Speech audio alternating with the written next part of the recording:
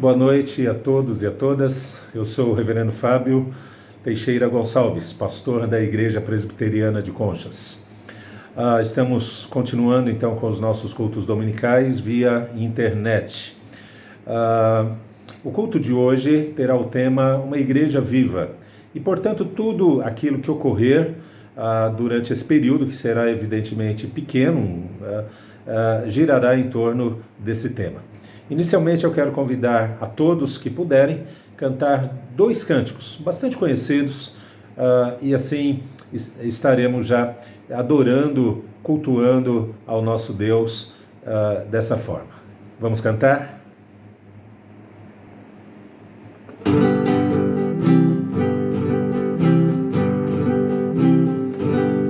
Não ficar bem a gente passar bem e o outro caristia. Ainda mais quando se sabe o que fazer e não se faz. Como fruto do amor de Cristo, fruto do seu compromisso, vendeu o homem o que tinha e repartiu. Era seu nome Barnabé, natural de Chipre, também chamado de José das Consolações, homem bom e piedoso, cheio de fervor e fé, homem de Deus.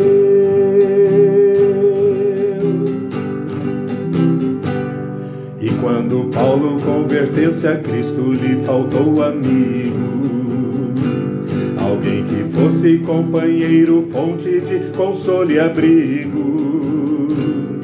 Como fruto do amor de Cristo, fruto do seu compromisso, foi um homem procurá-lo, dando-lhe a mão. Era seu nome Barnabé, natural de Chipre, também chamado de José das Consolações, homem bom e piedoso, cheio de fervor e fé, homem de Deus.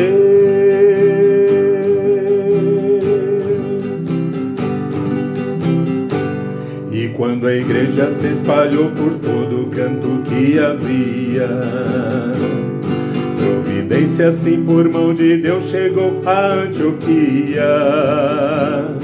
Precisando de um pastor de almas, mesmo de um pastor de homens, foram procurar aquele que qualificou. Era seu nome Barnabé, natural de Chipre, também chamado de José das Consolações, homem bom e piedoso, cheio de fervor e fé, homem de Deus.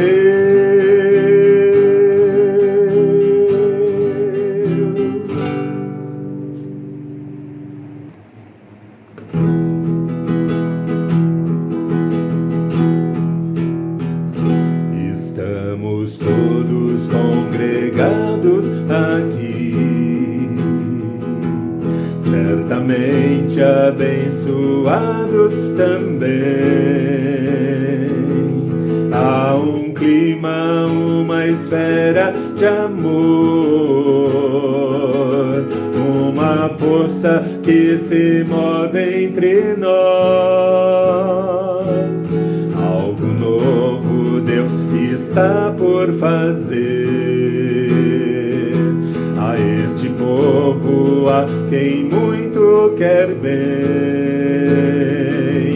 Santo Espírito sim vai operar, uma igreja forte edificar, para louvor de tua glória. Vem, Senhor, tua história escrever através das nossas vidas. Teu querer desejamos, cumpre em nós os teus planos. Vem, Senhor, e reina hoje hoje aqui, pra louvor de tua glória. Vem, Senhor, sua história escrever através das nossas veredas.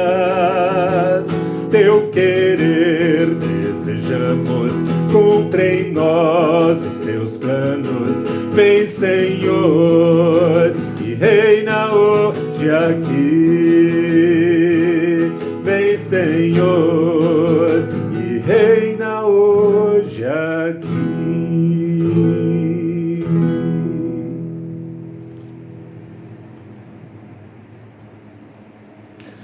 Muito bem, meus irmãos, eu quero convidar vocês a orar. Vamos falar com o Senhor antes da exposição bíblica. Pai amado, estamos aqui certos da Tua presença e te pedimos nesse instante que o Senhor venha falar aos nossos corações.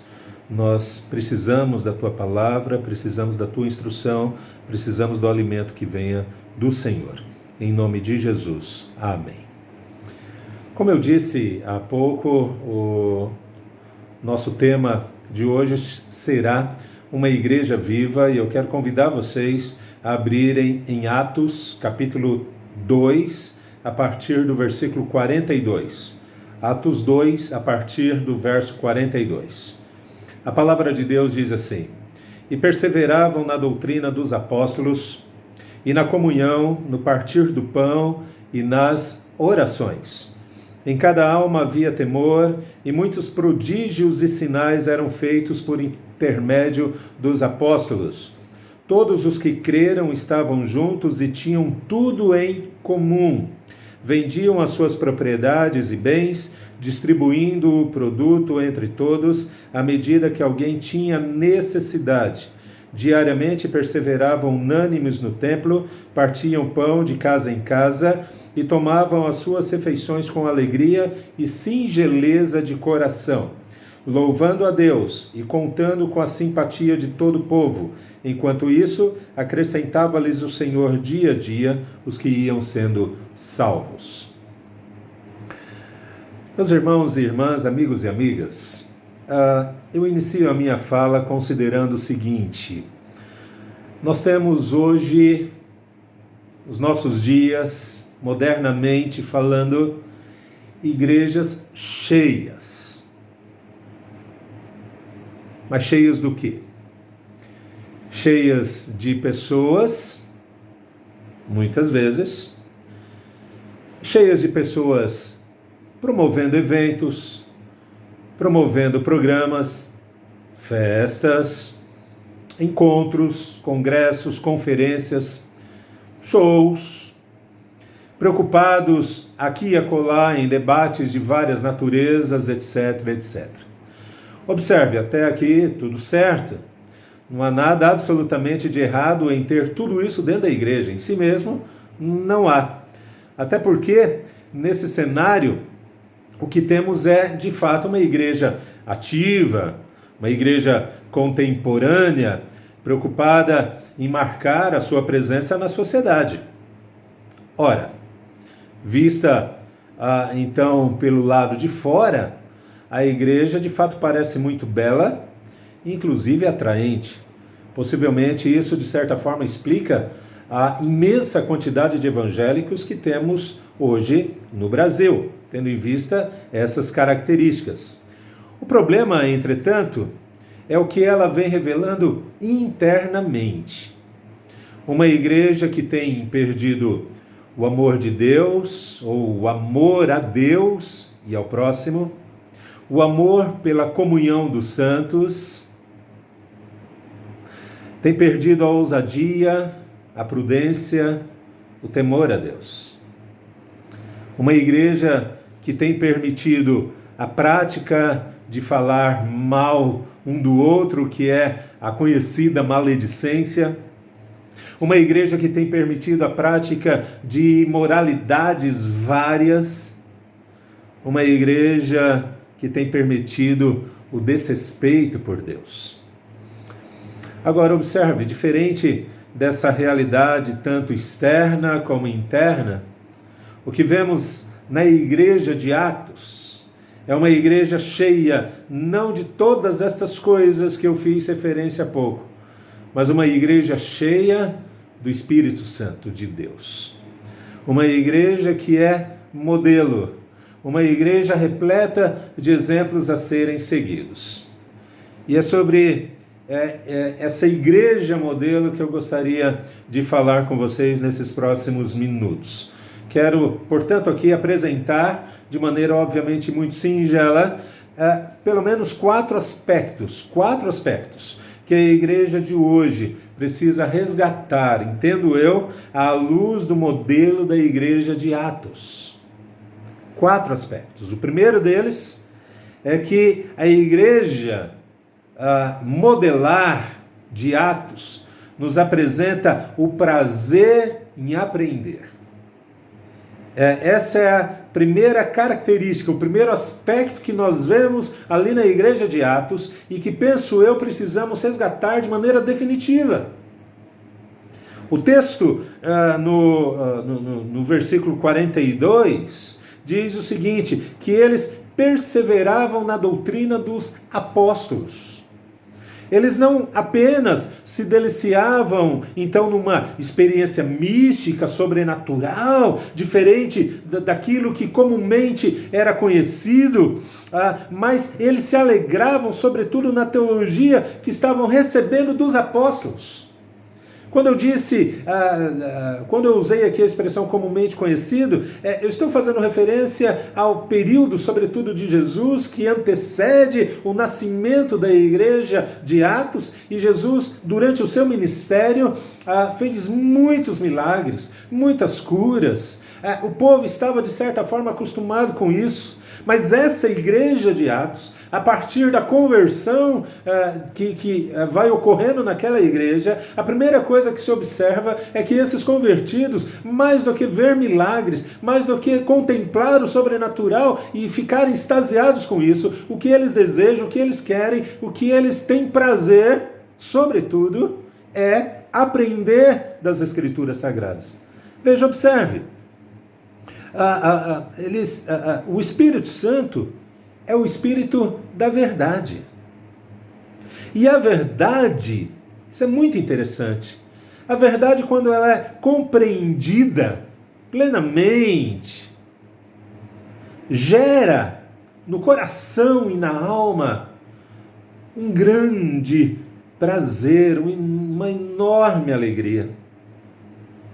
Esta igreja, apesar de ser cheia do Espírito Santo, tendo, portanto, como professor maior a terceira pessoa da Trindade, é uma igreja que, apesar disso, jamais dispensou seus mestres humanos, os apóstolos que ali estavam presentes naquela igreja.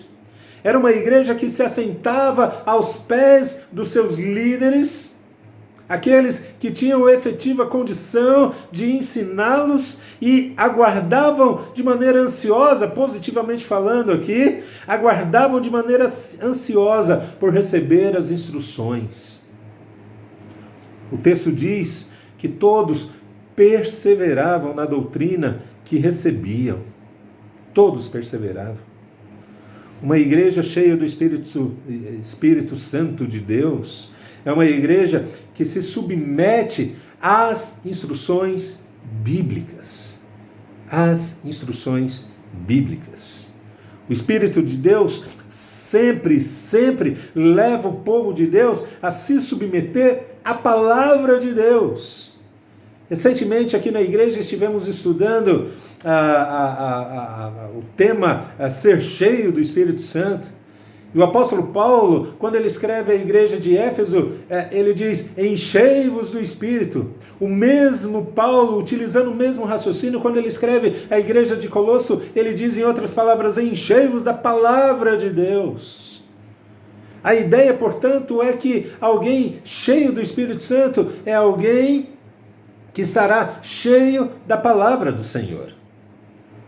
O Espírito Santo gera um prazer enorme, irresistível, pelo estudo das Escrituras Sagradas. Portanto, Esse é o primeiro elemento, o primeiro aspecto, a primeira característica que nós vemos ali na igreja de Atos. O prazer em aprender.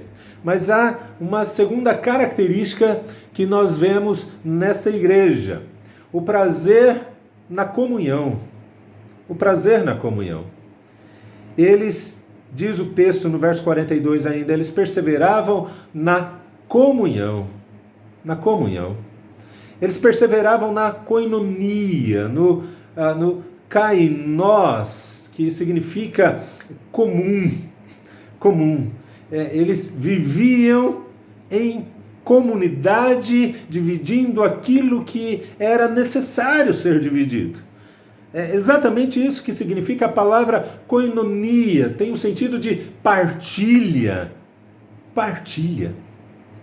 Koinonia é uma palavra que Paulo, inclusive, utiliza quando ele faz referência às ofertas. As ofertas que recolheu das igrejas. Desta forma, assim sendo, a expressão koinonia também tem um sentido, portanto, de uma comunhão generosa, uma comunhão solidária.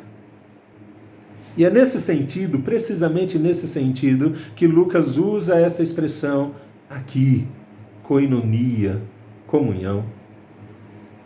Os primeiros cristãos compartilhavam as suas propriedades uns com os outros. Veja, os versos 44 e 45 dizem lá o seguinte: todos os que creram estavam juntos e tinham tudo em comum. E veja o versículo 45, vendiam as suas propriedades e bens, distribuindo o produto entre todos, à medida que alguém tinha necessidade. Bem, esses versículos aqui, penso, são bastante perturbadores. Tinham tudo em comum. Será que nós devemos fazer literalmente a mesma coisa hoje? Observe. A comunhão de propriedades e bens era, antes de tudo, voluntária. De acordo com o verso 46, vamos dar uma olhada aqui, alguns continuavam a possuir casa, ou seja, nem todos haviam vendido as suas propriedades. Veja o verso 46. Diariamente perseveravam unânimes no templo, partiam pão de casa em casa e tomavam as suas refeições com alegria e singeleza de coração. Partiam pão de casa em casa. Quer dizer, haviam aqueles que ainda possuíam as suas casas e ali estavam com elas. Outra coisa, a partilha dos bens acontecia em resposta a necessidades específicas de alguns. Não era feito tudo de uma só vez. Definitivamente não. Então, com isso, nós observamos aqui o seguinte: a igreja é chamada a ser generosa. O texto afirma que nenhum necessitado havia entre eles. Nenhum. Ora, isso é altamente relevante. Porque a generosidade, ela implica em dar, em oferecer aquilo que for necessário, e não apenas uma pequena parte, um pouco aqui, mas é dar de maneira generosa. Em nossos dias, sobretudo em dias como nós estamos atualmente vivendo, diante de necessidades materiais eventuais de nossos irmãos em Cristo, nós precisamos ser generosos e partilharmos aquilo que temos. É preciso considerar esta realidade. No entanto, penso eu aqui, que precisamos, além dos bens materiais, compartilhar também de maneira generosa nesses dias, mas não apenas nesses dias. Precisamos compartilhar ou partilhar carinho, uma boa palavra, partilhar o amor de Deus, partilhar abraços, afagos, mãos estendidas, etc, etc. Portanto, a segunda característica que a igreja de Atos apresenta, uma igreja modelo, é prazer na comunhão. Prazer em estar juntos e dividir aquilo que era necessário ser dividido. Mas há uma terceira característica, um terceiro aspecto que nós vemos nessa igreja modelo: o prazer em adorar, o prazer na adoração.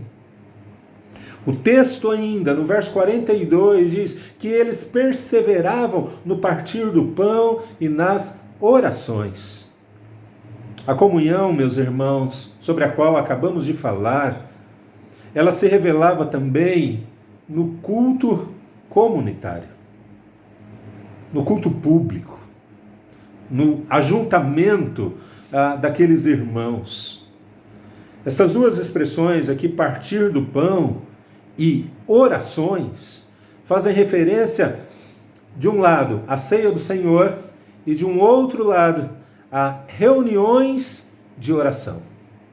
E esses dois elementos, evidentemente, pressupõem o ajuntamento de pessoas. Agora observe, há dois aspectos interessantes na adoração desse povo quando nós olhamos ali para a igreja de Atos. Dois aspectos aqui interessantes quanto à adoração. O primeiro deles, essa adoração era uma adoração tanto formal como informal. Os dois elementos estão presentes aí. Formal, porque eles continuavam a usar o templo para cultuarem o Senhor e para orar. Você observa, por exemplo, no capítulo 3, logo a seguir, versículo 1, alguns indo ao templo para orar. Muito bem, você tem então a formalidade do culto, mas também o aspecto informal está presente. Eles cultuavam a Deus em casas de irmãos, em reuniões informais e espontâneas. A formalidade, a informalidade está presente, não há uma preocupação de engessar o culto a Deus. As ações de adoração, as práticas de adoração a Deus eram conduzidas de maneira tranquila, sem direcionamento fechado, dizendo que as coisas são assim ou assim. Era o Espírito Santo quem os conduzia, obviamente, de maneira sóbria, de maneira prudente, mas era o Espírito Santo quem os conduzia na adoração. Mas há um outro aspecto nessa adoração. É uma adoração alegre, mas também reverente. A alegria estava presente ali nessa adoração. O texto diz que eles expressavam comunitariamente alegria e singeleza de coração. O verso 46 nos mostra isso. Isso significa literalmente que eles expressavam uma exultação imensa. Se mostravam exultantes em meio à adoração, uma alegria intensa, com os seus corações absolutamente colocados de maneira sincera naquela experiência que viviam de culto a Deus. Seus corações eram colocados integralmente diante do Senhor, sem máscara, sem hipocrisia, sem falsidades. A alegria era uma das principais características do culto a Deus. Eles tinham, de fato, muitos motivos para se alegrar. Eles tinham, por exemplo, a salvação pessoal, a certeza da eternidade, o privilégio de servir o Criador, o Deus que os alcançou salvificamente. Eles tinham a oportunidade, o privilégio de servir a esse Deus Criador diariamente. Motivos de alegria imensa para cada um deles. Eles tinham ainda como motivo de alegria a comunhão dos santos. Fizemos referência a isso há pouco, mas isso era um motivo de grande alegria para eles, estarem juntos. Poderem receber o alimento espiritual constantemente, um alimento que os fazia serem pessoas mais seguras, mais fortes. Mas além de tudo isso, é preciso lembrar que uma das características da presença do Espírito Santo na vida de alguém ou na vida de uma igreja é a alegria. Essa é uma das características do fruto do Espírito. Fruto esse registrado ali no livro de Gálatas, ou na carta que Paulo escreveu aos Gálatas. Cada culto, portanto, era uma grande celebração, considerando o que Deus era em suas vidas e o que ele vinha fazendo na igreja. Ao mesmo tempo, observe, não era um culto desorganizado e irreverente. Não faltava reverência àquele povo. Veja que se a alegria experimentada for, de fato, fruto da obra do Espírito Santo na vida da igreja, o temor do Senhor também será autêntico. É isso que se vê na igreja de Atos. O verso 43 afirma que em cada alma havia temor. Vamos lê-lo mais uma vez. Em cada alma havia temor, e muitos prodígios e sinais eram feitos por intermédio dos apóstolos. Em cada alma havia temor. Deus os havia visitado, estava no meio deles, e eles sabiam disso. E com a consciência disso, talvez eles levantassem as suas mãos, e se ajoelhavam, e se curvavam diante do Senhor, o Santo dos Santos, lembrando-se do texto bíblico que diz: cale-se diante dele toda a terra. Maravilhados com a presença do Senhor, se curvavam diante dele humildes. Mas eu trago aqui a última característica da igreja de Atos, uma igreja modelo. O quarto aspecto é esse: prazer em evangelizar. Prazer em evangelizar. O verso 42 apresenta de fato um quadro da vida da igreja, como vimos há pouco. Veja novamente o verso 42. A igreja era uma igreja que perseverava na doutrina dos apóstolos, perseverava na comunhão, perseverava no partir do pão e nas orações. Sim, mas não é um quadro completo.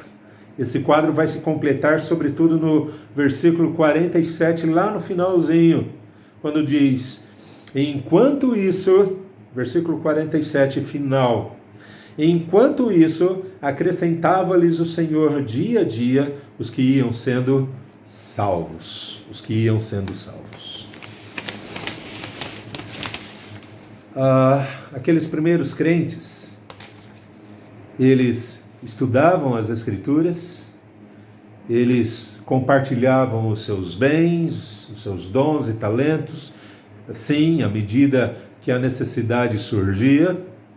Eles adoravam com alegria e com uma sinceridade imensa nos seus corações. Entretanto, eles faziam tudo isso, mas não se esqueciam de algo importantíssimo: evangelizar. Não era uma igreja ensimesmada, não era uma igreja voltada para si própria, olhando para os seus prazeres internos, para as suas alegrias pessoais. Era uma igreja que vivia o prazer da presença de Deus diariamente e desejosa, ao mesmo tempo, de expandir, de divulgar essa experiência pessoal. Lembre-se, o Espírito Santo produz sempre e necessariamente uma igreja missionária. Uma igreja que tem o prazer em missões, uma igreja que tem prazer em evangelizar, é uma igreja que tem, sim, a presença do Espírito Santo nela, porque certamente essa é uma das principais evidências da presença da terceira pessoa da Trindade nessa igreja. Mas eu trago aqui 3 lições sobre evangelização a partir daquilo que encontramos na igreja de Atos. 3 lições. Primeira delas: o Senhor é quem faz a obra. O Senhor é quem faz a obra. O texto diz: acrescentava-lhes o Senhor. Era o Senhor quem acrescentava. Era o Senhor quem produzia vidas salvas. Ele fez, o próprio Deus fez e continua a fazer a sua obra através da pregação da palavra e também dos testemunhos ou do testemunho dos membros da sua igreja. A palavra de Deus é pregada, anunciada de maneira verbal, mas também de maneira testemunhal. Pregamos com os nossos lábios, mas pregamos também com a nossa vida. Mas quem faz isso em última análise é o próprio Deus, porque é Deus quem acrescenta. É Deus quem acrescenta. E Ele acrescenta através de nós. Mas uma segunda lição é que o Senhor também é aquele que acrescenta quem? Os salvos. Deus faz a sua obra. E a sua obra se consiste, nesse caso específico que estamos focados aqui, a sua obra se consiste de salvar pessoas. Acrescentava os que iam sendo salvos. As pessoas que passavam a fazer parte daquela igreja, o texto deixa muito claro para nós, eram salvos. Acrescentava, o texto diz, acrescentava salvos. Essas pessoas então se incorporavam à igreja e imediatamente passavam a evangelizar. Talvez até por uma referência clássica daquele período, o apóstolo Paulo. A narrativa da conversão de Paulo é impressionante. Algo fantástico ocorre na vida deste homem. Entretanto, a sua primeira ação pós-conversão é pregar o Evangelho. Imediatamente ele começa a fazer isso. Essa é a referência que a igreja de Atos tinha. Os apóstolos, os demais apóstolos, a mesma coisa. Evangelizavam esses crentes de Atos, davam testemunho e expressavam amor uns pelos outros. Por si, o amor entre eles ali e o amor também por aqueles que não conheciam Jesus. Mas finalmente, o Senhor acrescenta pessoas dia a dia. Veja, o Senhor é quem faz a obra, essa obra é a obra de salvar pessoas e esta obra se consiste de algo sistemático, diário, dia a dia.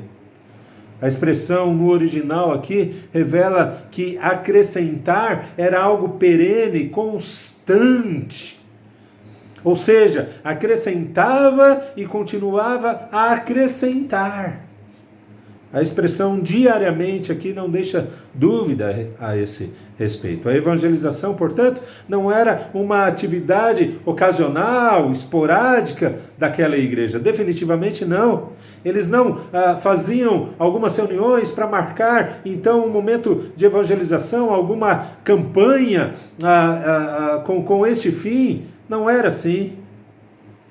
Eles pregavam, anunciavam a palavra do Senhor diariamente, e o Senhor, com isso, acrescentava-lhes dia a dia os que iam sendo salvos. O culto era diário, mas o testemunho de vida também. O testemunho de vida também. Eles buscavam continuamente as pessoas de fora. E aí então essas pessoas convertidas eram acrescentadas todo o tempo, todos os dias, diariamente, à igreja. Assim eles faziam. Nós então temos aqui o modelo da igreja de Atos. Uma igreja que tem prazer em aprender, uma igreja que tem prazer na comunhão, uma igreja que tem prazer na adoração, uma igreja que tem prazer na evangelização. Que Deus nos ajude a viver conforme o modelo da igreja de Atos. Uma igreja cheia, não de outras coisas necessariamente, mas uma igreja cheia do Espírito Santo de Deus. Que sejamos assim, que sejamos uma igreja similar a essa, para que glorifiquemos o nosso Deus e Deus acrescente dia após dia nessa comunidade aqueles que o Senhor um dia chamou para a salvação. Que Deus nos abençoe dessa forma. Amém.